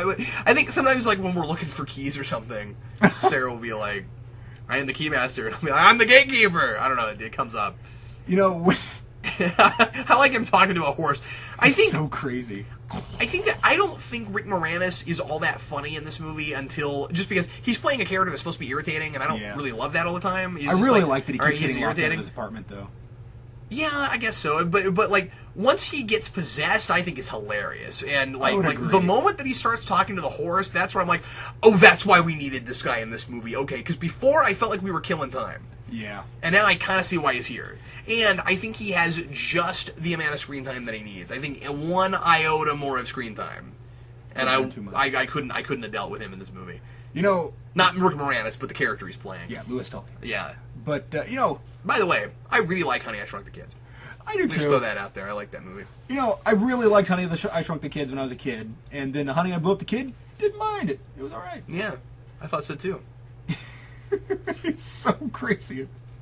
But I haven't seen it in years, so I don't know how well it holds up. But I remember always liking it. I'm a little afraid to watch that movie. Maybe we should watch it together and just see. Indeed. That might be kind of fun. I love the colander on his head. that's and I love that hilarious. They have the terror dog in the background on the monitor. It's funny that this came out a year before Back to the Future, and they'll do something that looks a little bit like that. I'm ready for him to start trying to be telepathic. Yeah, something that What a great line. Do I want... Yes, have some. Yes, have some. It's so weird. Something that I feel is significant to mention. When I was a kid, I never understood the sexual innuendo of Keymaster and Gatekeeper. Okay. And then you never picked up on it, of course. I think all the way throughout my teenage years, it hadn't occurred to me that meant anything. Yeah. And then I watched it a few years ago, and I went, "Oh, holy crap! Why did I not notice that before?" The depths of slore that day, I can tell you. I love how creative some of that stuff is, and his delivery is. It is hard not to just watch this movie and laugh at it, right? Like, oh my god. he's placing that pizza on his face for his complexion. Like, I just want to say to everybody listening that sometimes doing a commentary like this is sort of work, because I don't want to talk anymore. I just want to watch this movie. You know, sometimes stuff happens. Who are you gonna call? You know, I would talk to what do you call one of those people? A college advisor at one point, and struck up a conversation with her about nothing. And I ended up telling her about that guy that looks like the Shocky guy from the beginning. Uh-huh. And I stopped myself and I said, "Have you seen the Ghostbusters?" And what was funny to me was her reaction. She said, "Of course, I've seen the Ghostbusters." Yeah, but it very easily could have gone the other direction, right? Where you told the joke, and she's like, "Well, why would you think I would have ever seen that?" And I was like, you know, we are at KU. I mean, I am sitting in the middle of academia, so there is a likely... He just walks up and hands him a frying pan. A lamp. See, like, it's funny because I've seen this movie enough times that a lot of things you were laughing at the beginning, I was just sort of like, I'm not laughing now because I remember the joke and it's not funny right now. But then all of a sudden, the character that I find the least amusing in this movie, that I thought I found the least amusing, I'm laughing at all of his gags now. I think that's an interesting touch, by the by. What's that? The breathing pattern of, or the respiratory rate, as it's called, of Sigourney Weaver there, where she's breathing like a dog, panting, and her chest is rising and falling at varying levels. I think that's really interesting. I wonder if that was a direction thing or if she came up with that. I would like to know, but yeah. Either way, I think that's terrific. Is that a rosary? Or is that just a cord? No, it's just a cord. It looks... For a minute, I thought it was a rosary, too. It kind of looks like one, yeah. I mean, they're having this really... they're having this conversation about the apocalypse and about about the Bible, and I thought, wow, I never realized that before. But no, it's just a cord. But this is an important scene. I'm glad this is here. Yeah. I like that they start talking about the apocalypse and that they get Revelation in there. I think that it makes a lot of sense. And I love that needs to be in there. That Winston has something to say.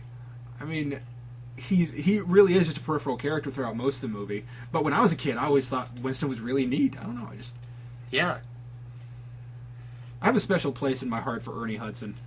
I'm not gonna say it is a critique that this movie doesn't give him more to do because I don't think he's meant to be a protagonist. Yeah. I do think that it is a problem that he's not given more to do in the sequel. Agreed. Only because... And I mean, maybe if it had been a more original story and it had just been straight up a better movie, I wouldn't have minded it so much. But given the fact that so much of it is retread and he's treated the same way, it's like, well, he kind of... In this movie, you can make a case that he's not just the token black guy, necessarily, just because... He's the grunt. We hire a guy and he just happens to be an African-American, but then you get to the sequel and they don't give him enough to do, and there's not enough original story in the film, and it's kind of just retreading a lot of the same plot points. At that point, I think it's completely fair to say, that guy, token black guy. Yeah. At that point.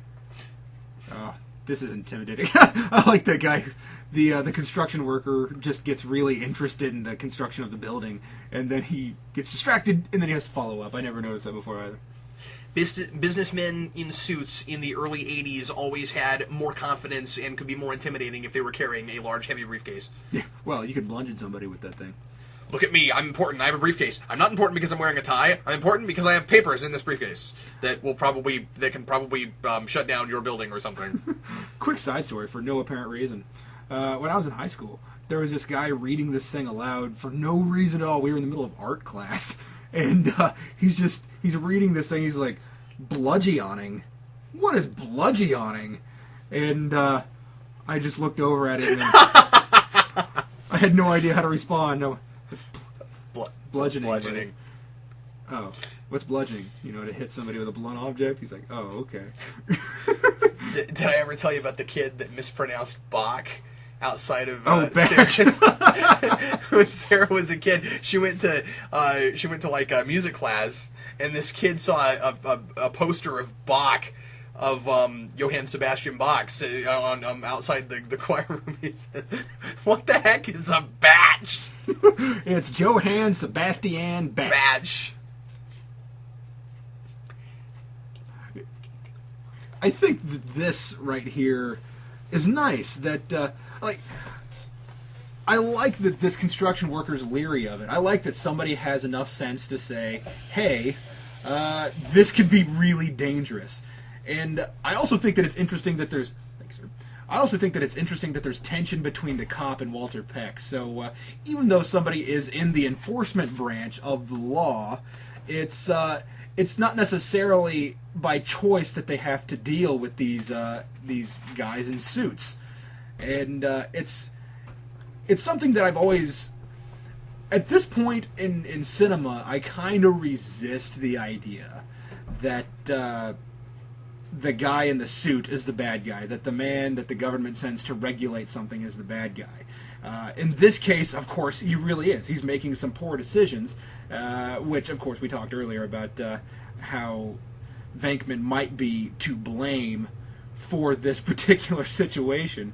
But, of course, he was kind of walking in, or he, meaning Walter Peck, was walking into the situation thinking that he needed to really mess with this situation. He needed to correct things because obviously these guys in the private sector are doing things wrong, which is not necessarily the case. So I just think it's neat that the three people who walk in to essentially shut the Ghostbusters down don't agree with each other, or only agree with each other to a certain extent.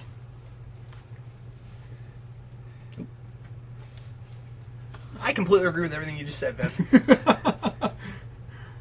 And I think this is a really neat scene where you just see the stuff hit the fan really quick. And, even this right here, where Winston's completely at a loss, he walks in and says, "I have no idea what's happening." This isn't good, though. I can really tell. The explosion's probably not something we should be looking at as a good thing. Awesome! I love that. When Egon loses his stuff, it says, "Your mother!" Did you ever notice the Stay Puft billboard? Oh, no, I didn't. I didn't either. There it was. There's just a thing about marshmallows in this movie. Yeah. But yeah, I mean, it's funny because you probably wouldn't think or notice any of that stuff until you realize that you're going to be seeing a giant Stay Puft Marshmallow Man at the end of this movie. When I was a kid, I was floored when I learned that Stay Puft is not a real brand. I thought all of that was product placement. Me too. I think the soundtrack to this movie is really, it's a pop soundtrack, but I think it's really suiting to most of the scenes. I think so too, yeah. I like it. You know what's funny is that the rest of the song is not suiting to this movie at all. Oh, really? I've never actually listened to it. It's just that part that I Believe It's Magic is really cool. And it's really creepy, and that corpse taxi driver's freaky to me. Oh. He looks a little bit like something out of Tales from the Crypt. Yeah, I can see that. I don't mean he looks like the Tales from the Crypt Keeper, but he looks like it's done the same way. Oh, a lot of soda in this movie. There seems to be a lot of product placement in this movie, so it's funny that Stay Puft isn't a real brand. Yeah, and that's why I wonder if other people thought that. I wonder if any adults thought that. If they're like, I've never heard of Stay Puft Marshmallows. What's that? Well, I'm sure somebody went to the store and said, "Hey, do you guys have any Stay Puft Marshmallows?" Like, what is that? And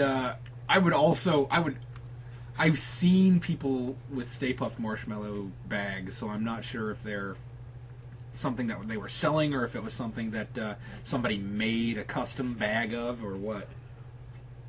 Yeah, I mean, I know that there have been people that have made that, but obviously it wasn't a real thing. About Ernie Hudson, I want to mention. Apparently, if you're in jail, you have to wear plaid. I want to mention that since Ernie Hudson doesn't get a whole lot to do in this movie. It's still important to note that he does a great job with what he is given, and that he is a really solid actor that never got enough work. He's still getting wise. work. And but he never got enough. Like he should have been a much bigger actor. I would agree with that. And if you ever want to see a really good Ernie Hudson performance where he's actually like a regular character and gets a lot to do, and you've never seen The Crow, watch The Crow. He's great in that. You know, I feel like Ernie Hudson is one of those, that guy. Yes, he absolutely is, sure. And there was I think it was TNT that used to have marathons devoted to, that guy. I think that's what they called it. Oh, that's cool. That's great. So they would have people that you wouldn't necessarily know their names, but they would show several of their movies. He's a character actor, yeah. And I feel like Ernie Hudson is one of those guys that he's good at what he does. And like I was just talking, it's interesting. I was just talking about that with my fiance the other day. We were watching Psych. That TV, I don't know. Have you heard of Psych? I watched part of the pilot once, but I never finished it. I should go back and watch that show. Is it any good? I think it's good. Okay. It's one of those shows that I can kind of turn my mind off and watch. It's fun, but that's really funny when you say that after we did a whole Janine about you shouldn't turn your brain off, and then you're like, I can do that. You shouldn't have to. I'm just saying I can. Yeah. Okay. I got you. And it walks you through most of the stuff, so you can watch it while doing other things. Oh, I see what you're saying. You're like, when I don't feel like paying, like I have to sit there and like intellectualize, then yeah. And also when a series is inconsistent in its characterizations, then I kind of go, it's more about the joke than it is about the character. So in that series, when we were watching Psych, my fiance said something. She was talking about one of the characters' dads being played by some actor. She's like, who is that guy? Oh, he's Winston. I said, Ernie Hudson plays Guster's dad? Oh, this is awesome! And I got really excited. And we watched it, and he was in the show, and I loved everything about him in the show. And then that's cool. I knew there was another family or Gus's family episode coming up, and they recast him. Granted, they recast him? Yeah. Granted, the guy that they recast him. I forgot Carl Winslow's in this. That's not even close to his real name. Yeah, everybody always calls him that. Poor guy. But I like him a lot, too. He always seems to play a cop. It sucks for him, too. A cop in Die Hard, a cop in Ghostbusters. Yeah, everywhere. And wasn't Carl Winslow a cop? Carl Winslow was a cop, too. He just looked, but he kind of looks like a cop, right? He kind of does. He looks like that stereotypical New York cop. It seems like a very inappropriate stance, hence the Gatekeeper. Sprawled out on that broken chair. That's a good point, yeah. Oh, the guy that they recast. I think part of the reason I got to mention that, I think, because I looked him up because I never knew his name. I think part of the reason people remember Carl Winslow before his real name is because his real name is Reginald Vell Johnson, and you're just not going to remember that the way you're going to remember Carl Winslow. Reginald Vell Johnson. That's a cool name, though. It is a cool name. I was like Reginald. Yeah, Vell Johnson's name. I like how he's still a geek, even though he's he meaning Rick Moranis here. For those of you not watching, just got kissed by Sigourney Weaver, and he looks completely taken right now. He's just like drained at this point after that kiss. That'd be a big deal for anybody, Vince. And I think it was an awkward kiss too. I don't feel like it was what you would call a traditional kiss. Well, no, but it wouldn't work if it was, given that they're both possessed.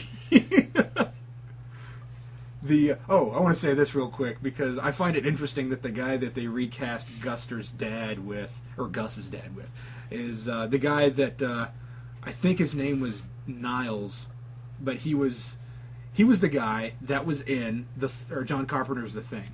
And okay. I thought of everybody that you would have to recast him with, I would accept that. Oh, okay. So he was recast by another sort of that guy that was about as good. Yeah, that's pretty cool. And I always forget his name, too. Granted, I never forget Ernie Hudson's name. You're right, yeah. Well, almost never. One of those jokes that you can't really say that this movie is for kids because of. That's right, yeah. And then you can't repeat on Geeks Not Nerds the podcast. I like Walter Peck. Okay, fine. I don't like how his name is indicative of what they call him, Walter Peck. That's funny. I never thought about that, but that's true. But not like in too of an on the nose way. Where from the very beginning, like if you if you call like a corporate tycoon Richmond. I always hate that kind of thing. Yeah.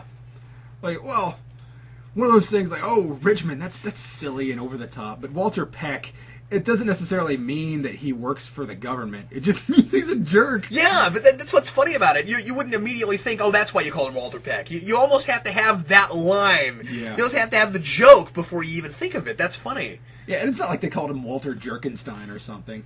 Or Walter, or even the old Saturday Night Live sketch, Lord and Lady Douchebag. Obnoxiousness. This line I love. That would turn you white.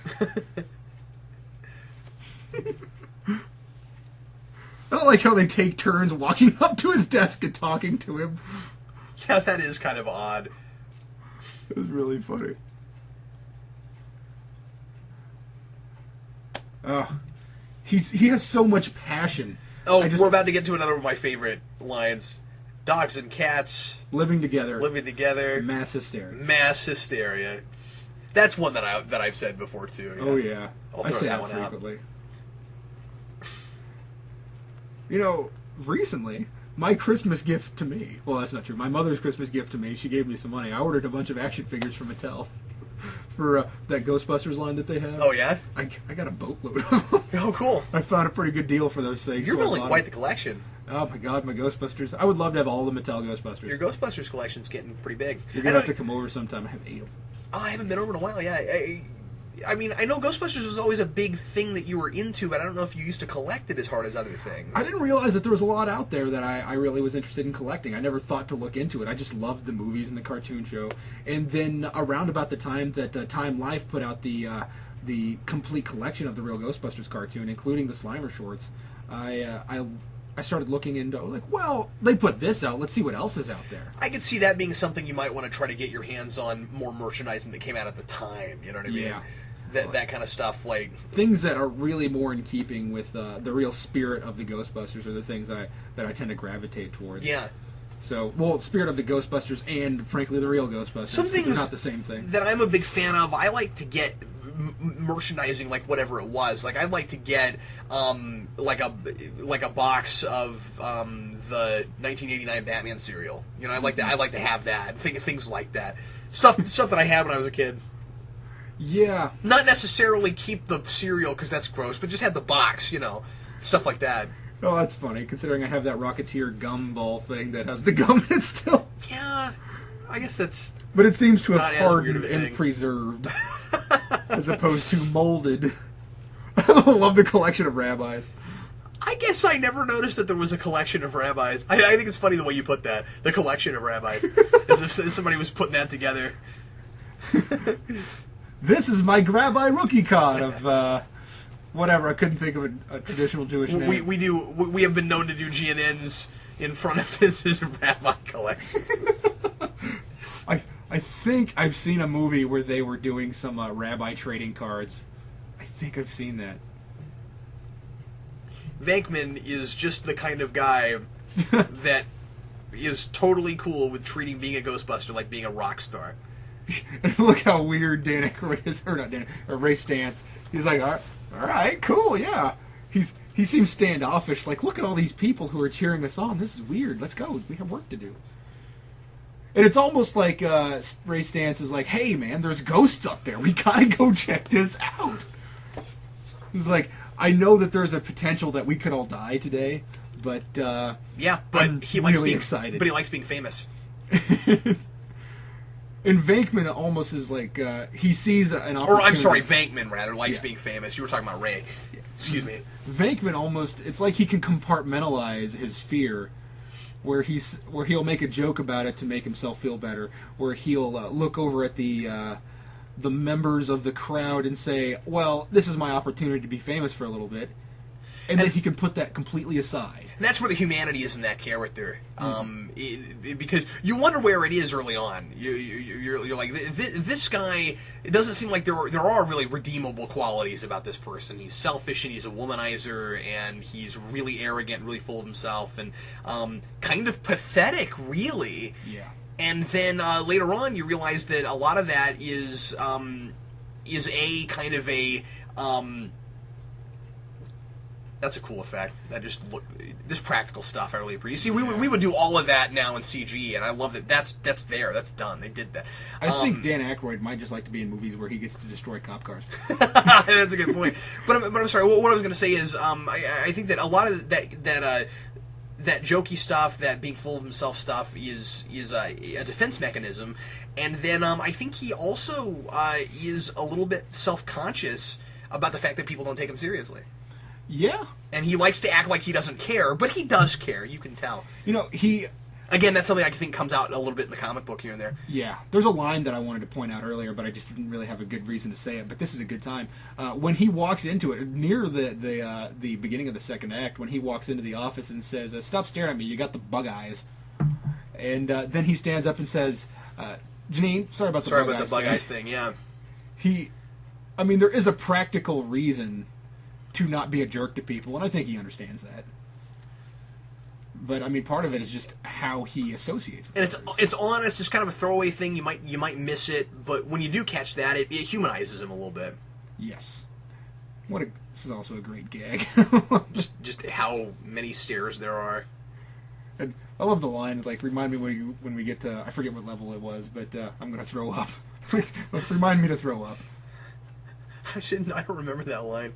Yeah. Oh, yeah, when we get to 20, tell me so I can throw up. Yeah, that's hilarious. That reminds me of 20 Flat Rock, which is a heck of a rockabilly song. Whoosh. She's just using Rick Moranis as a pillow. Look how happy and satisfied he is. She has a kid in the second one. It never occurred to me that maybe it was Louis Tully's kid. I guess it's possible, yeah. Well, I guess I never thought about it enough to realize that they must have been together, right? Yeah, and Gatekeeper. all the signs are there. Actually happened, and otherwise, what would have been the point of showing us what they showed is right there? But I like that. I like that it's subtle enough. It's off camera. They don't have to actually show us anything. But that's funny.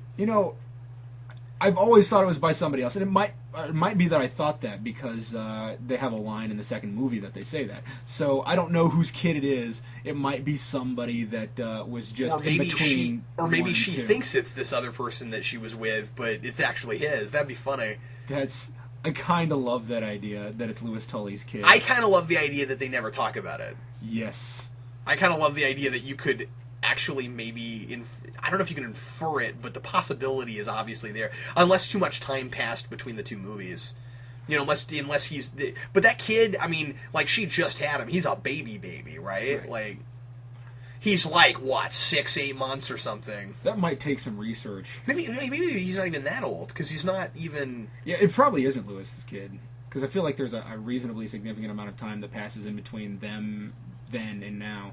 Yeah. The problem is that the kid is a baby, yeah. And so there would have to be, if there was even as much as 2 or 3 years in between, it couldn't have been Lewis's kid. Right. Unless there's some ridiculous gestation period. Yeah, but then she would know that there was something odd and occult about that, and probably would have called the Ghostbusters. Yeah. Hey, my kid is. I've been with him for a long time. Well, yeah, I've been pregnant for. My bud's been in the months. oven for 3 years now, and my kid should be talking, but he's not even out yet. So I feel like I know I've waited a while to call. Really, it's just because Peter's weird. My doctor doesn't believe me, even though I've been going to the same one for all this time. I think it's interesting how. I think it's interesting how. I was waiting for you to pick up on that. I took a minute to appreciate it.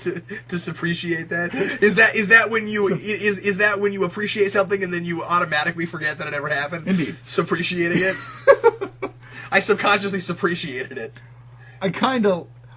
I do respect Rick Moranis as an actor and a comedian, but I think there's an interesting physical difference in between Sigourney Weaver, her character being struck by lightning, and Rick Moranis' character being struck by lightning, because Rick Moranis is just kind of flailing around, using just his arms and kind of hopping in one place.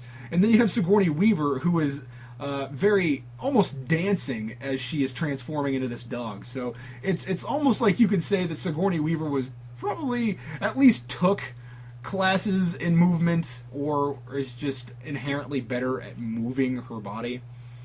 Granted, she's a much taller, slenderer person than Rick Moranis is. Right. Get her! I love the little visual cue that they have where he just nods at it. They're like, yeah, come on. And he's just so willing. It's what I love about Ray's stance. He wants to participate. The question, of course, Vince, is are they on top of a roof or are they in someone's refrigerator? That's they're at the dimensional break. That's what they're at. That's where they're at. Where is the most? Are you a god? Where is the most convenient parallel dimension? I think through that portal right behind him. I think it's cool that they built in the whole parallel dimension thing when they originally wanted to make it traveling through time, where they sort of got that idea in there. Not the time thing, but just that, they got this really big idea in there without having to go so far to take it that far out of a grounded city level thing. I never thought about it until just now, but all those people on the ground freaked out like they could see the Ghostbusters falling off the edge, but all I can really see is lights from the ground. That's true. That doesn't even make any sense. They're like, oh no, the Ghostbusters are falling. There's one guy with binoculars that's telling everyone what's going on. All right, everybody, they're falling. This chick is toast. I like toast. My fiance likes toast quite a lot. She always talks about how much she likes toast, but she never eats it. Oh man, this is... I always thought this was really intense, but I loved how they're just ready for it. Like, wow, that was all really... That was all sexual gag too, wasn't it? What? I never caught that. What was? See, now I don't know if I want to actually say it. Go for it. When he tells everybody to grab your stick, and then he says, "Make them hard." I think you're right. I never caught that. I don't think I'm stretching, and I'm not looking for. No, there's been plenty of innuendo. I don't in this movie look for that kind of stuff. I never noticed that before. It's only jokes like that are only really effective when they're subtle. Yeah, I think so too. Yeah, like I said, I feel a little awkward even saying it because that's not the kind of thing that I tend to. And it's like the red. But I feel the need to mention it. It's Miller time. I never noticed that. I love that. I couldn't quite tell what they were drinking earlier. I was trying to figure it out. I need to get my Blu-ray out so I can have really high definition figured out. If they're smoking while they have these proton packs, Vince, it does not surprise me that they're also totally fine being somewhat inebriated while they're going out also. Yeah, and with Peter, I think he's like the least essential member of the group, or of the main three, when it comes to ghost busting. I think so too, which is interesting because I think that the movie is more about him than it is the other two. Yeah, well, he's the guy that really got them to start the business. He's the guy that really got things in motion to where he could, or to where these guys could be doing the thing that they're doing. He's also the most emotionally complicated of the three.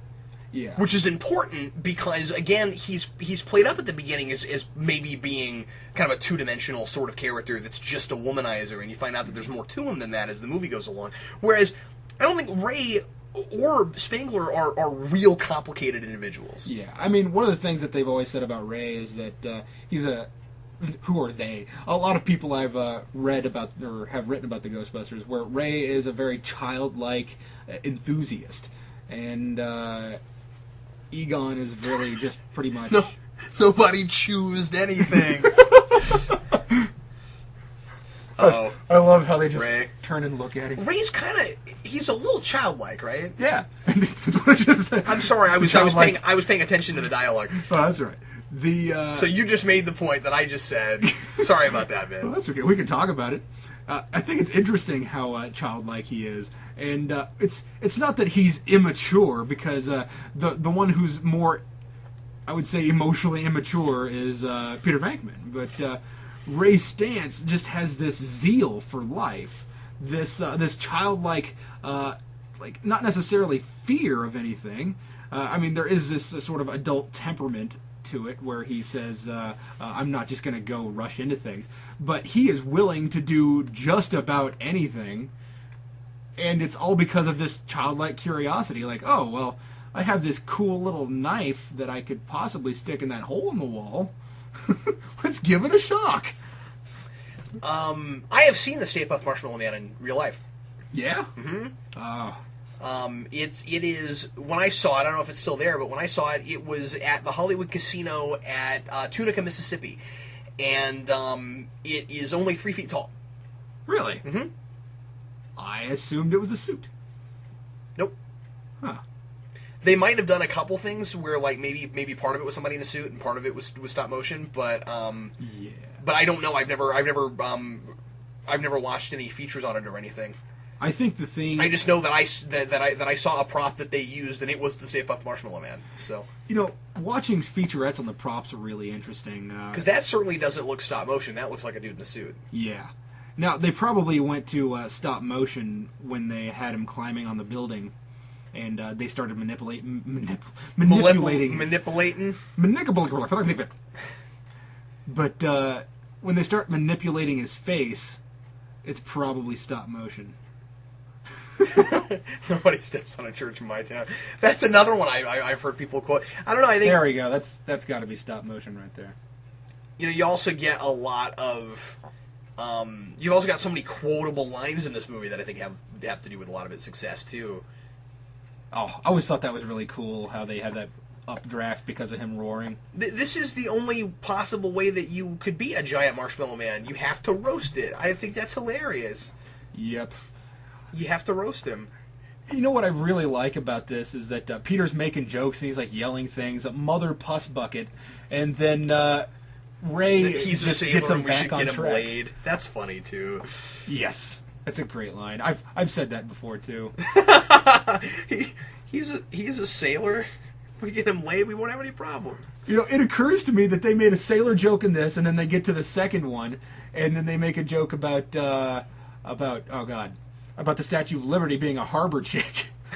That's funny. There's an aquatic theme going on here for giant walking creatures in the Ghostbusters. I love how Ray gets him back on track when, or not necessarily right here, but when he says 1, 2, 3, roast him. I like it because he's just like ignoring Peter. Let's do this. Ah. That's really endearing. I like how they just say... And like, you see this look out of the corner of his eye where he's like, I can't 100% have this emotional moment with you, but I just want you to know I like you a lot. And I kind of think it's interesting that it only really takes place between Ray and Peter, because Ray and Peter, I suppose, are the two people who really allow themselves to emote. And, of course, the only emotion that you really get out of Egon is the moment where he freaks out at Walter Peck. So I just think it's neat that we get to see this this potential end to the camaraderie, or to their lives even. And I just find that endearing. I like that I feel like it's a nice little cap to the characters just before they potentially die. Yeah, and you need that, because you need the moment where... you need the moment where Venkman, really lets his guard down. And yes. He's so angry. Well, you would be too if that happened to you, Vince. Yeah, you're right. I kind of wish Walter Peck was in the second one. Again, I like that he's in the comic. Yeah, I love his role in the comic. I think it's genius. I think so too, and I like that it's not just the same thing all the time. I feel like he's getting a little bit of character development, even. Yeah, it's pretty cool. Eric Burnham, you're my hero. We love Eric Burnham. I will make sure and send this commentary off to him. So that he knows that we spent at least a certain percentage of our commentary on this movie talking about his comic book. Well, I mean, I feel like it's hard not to because the comic built so much on this. Yeah, and that's the thing is that I feel like you look at the comic books, and of course, a lot of them just build off of this loose conception of what the Ghostbusters are. And I feel like Burnham's comics are really... That's another thing. I love how uncovered Peter is. He just has a little bit on his shoulder and head and knee. He's like, what? I mean, he borrows a lot from everything that we've had that's been Ghostbusters, but his series is the first thing that really feels like a real honest-to-God sequel to this. Yes. To this and 2. Well, I suppose the video games really also feel like a... Okay, sorry. But... Okay, things that aren't interactive. But yeah, you're absolutely right. I mean... the video game is Ghostbusters 3 for all intents and purposes. If we never get it, and it's also genius. And I also like that he borrows a lot from that too. Yes, and that's the thing, is that Burnham just finds like the ultimate apology for all of the random Ghostbusters that have been made over the years. Yeah, I mean, he really solidifies it all and makes it come together in a way that I didn't think was possible. Really, I liked Extreme Ghostbusters, but. That's only because it just gave me more. I mean, it just fed my addiction. I feel like I actually have a lot more appreciation for just this conceptually, for just Ghostbusters conceptually, and for this movie. I like how he's already broken out except for his head. Having read that comic book, I mean, like I feel like, I don't know, in a way, to become more of a fan of this, I feel like I needed that. Yes. Personally, and I mean, you were always a huge Ghostbusters fan. For me, it was kind of a thing that I liked, but sort of more peripherally. And I don't know, reading that thing, like I can see myself more as a fan of it, just because I feel like I have more of it now. That like, I feel like Ghostbusters for me has always been a major thing. It's always been a big influence in my life. Like I feel like Ghostbusters for me is the Tick for you. Oh, cool. Yeah, so, sure. At one point, I was even the cartoon show was a significant influence. At one point, after I got my big box set of Ghostbusters, I was rewatching some of the earlier cartoons, and there was this joke that I couldn't get out of my head, and I just loved it so much. There was this demon named What? And they had this conversation where the demon would quietly repeat its name. What? And then somebody turn around and say, what? No, you asked me. And then they have this, they figure out that it's a demon named What? And then eventually Ray comes in and he says, what are we fighting? They said, what? He says, well, I asked you. And I watched that and I immediately said, well, this explains a lot about my sense of humor. That it's like the genesis of my sense of humor is this stuff. You know what's hilarious? The Tick did the same joke. Oh yeah, that's or pretty a very great. Similar joke. There's an episode of The Tick called "The Tick versus the Big Nothing," where he has to go up against an alien race that's trying to suck up the universe in a black hole that looks just like Arthur. They all look like Arthur. Have I ever told you about that? Have you ever seen this one? I haven't seen it, but you've told me about it. There are two races. One is the Haze, and the others are the Whats. And so there are scenes where you put them both together and it's, hey, what? And it causes much confusion, just like with the other thing. I like it. Those jokes are both riffs, whether they realize they are or not, on the old Who's on First Cash. Exactly. I was about to say it's very. Oh man, not Laurel. Is it Abbott and Costello? Yes. Right. They did a sketch in I think it was Animaniacs or Pinky and the Brain 1 where they revisited Woodstock, and they did that joke where it was like who's on stage? Who? The band on stage? Who? Which didn't work quite as well because it's The Who, but you know. Which I feel like they could have gotten away with it with The Who. I think so too, yeah. Pinky and the Brain is one of those shows that's was one of those shows. Maybe one of the most cerebral cartoons ever on television. That show was so just in tune with the entirety of entertainment. They even had an episode spoofing the radio shows from The Shadow. Oh, I know. Yeah. And the fog. The fog. You know what? Boston makes me feel good. I will admit that I bought the. I thought you said Boston, and I was like, that doesn't make any sense. I will admit that Boston. Boston makes my wife feel good. She loves that band. I bought I bought Rock Band, Lego Rock Band specifically for the Ghostbusters. That's theme hilarious. song. Can I ask you a question? Yeah. Do you think that the fact that I'm stretching, but do you think that the fact that Slimer comes at the screen at the end when we saw him in one scene, we never saw him through the whole rest of the movie, has anything to do with the fact that the cartoon show latched onto him and made him a character? I don't know. You know, people really liked Slimer, and they just thought they needed some like strange little comic relief fun guy, and that's what they really latched onto. I mean, I think it was kind of in the same vein as Scooby-Doo. They just need somebody that's hard to understand. Yeah, you're absolutely right. That's the pet dog of that show. Yeah. Yeah. And sometimes they even make him into a dog. So, like, sniff this thing out, Slimer. You can sense ghosts. Oh, okay, sure, whatever. But Slimer, I don't really know if it's that scene that really solidified it for people. But it is the last image you're left with, which is the reason I felt the need to mention it. It's a good point. I feel like he had a really major impact, and he does come back. He comes back twice throughout the movie. So. Oh, that's true. I'm sorry. We do see him a couple times, but he's not in 2 at all, is he? Yes, he is. Oh, is he? Okay. They've radically changed his look. They've made him much larger, and he's the ghost that's driving the bus. Now, that's right. I forgot all about that. I haven't seen that movie as many times as you have, I'm sure. But did Real Ghostbusters come out before 2 came out? Yes. I'm pretty darn sure. I'll look it up because I'm curious, but I think it came out. Let's see, because I know they did a movie episode, and I always thought that reasonably coincided with Ghostbusters 2. And no, it did come out between Ghostbusters and Ghostbusters 2. 86. Because, there was the Wasn't Ecto Ghostbusters 2 89? Wasn't it that late? Ghostbusters 2. I thought Ghostbusters 2 was as late as 89. When did the series come out? The series came out in 86. 86. I'll look up Ghostbusters 2 real quick. Yeah, I will. The reason that they couldn't do, or what was it? They didn't want to have a big conflict between. 89. Yeah, I'm right. It was 5 years in between. Yeah. So of course the cartoon show had to have come out before that because it was on for 6 years or something. Batman, Ghostbusters, Punisher. It was a big year for me. Punisher. and I say that as someone that gave that movie probably the highest rating anybody's ever given it.